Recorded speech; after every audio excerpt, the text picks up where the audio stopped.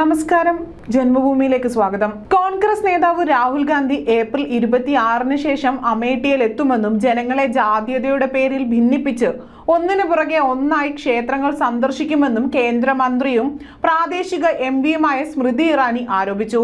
April 26-ന് വയനാട്ടിലെ വോട്ടെടുപ്പിന് ശേഷം അമേഠിയിൽ തന്റെ കുടുംബമാണെന്ന് എല്ലാവരെയും പറയാൻ രാഹുൽ ഗാന്ധി ഇവിടെ എത്തുമെന്നും സമൂഹത്തിൽ ജാതീയതയുടെ തീ ആളി കത്തിക്കുമെന്നും തന്റെ തിരഞ്ഞെടുപ്പ് പ്രചരണത്തിനിടെ റോഡരികിലെ യോഗത്തിൽ സംസാരിക്കവേ ഇറാനി പറഞ്ഞു.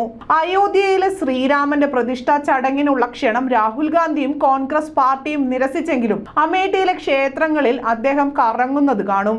അതിനാൽ ജാഗ്രത ആവശ്യമാണെന്നും അവർ കൂട്ടിച്ചേർത്തു.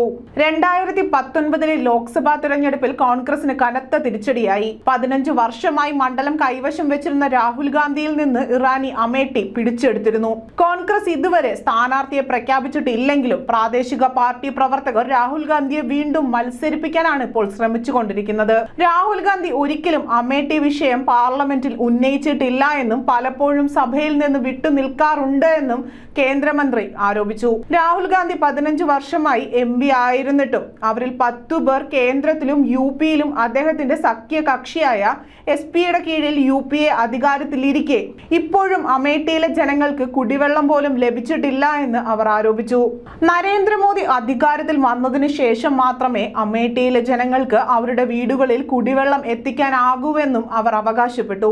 ബിജെപി ടിക്കറ്റിൽ മണ്ഡലത്തിൽ നിന്ന് 2ാം തവണയും ജനവിധി നേടുന്ന ഇറാനിയുടെ അമേഠിയിൽ ഇത് 5ാം ദിവസമാണ് പ്രചരണം കൊഴുപ്പിക്കുന്നത്.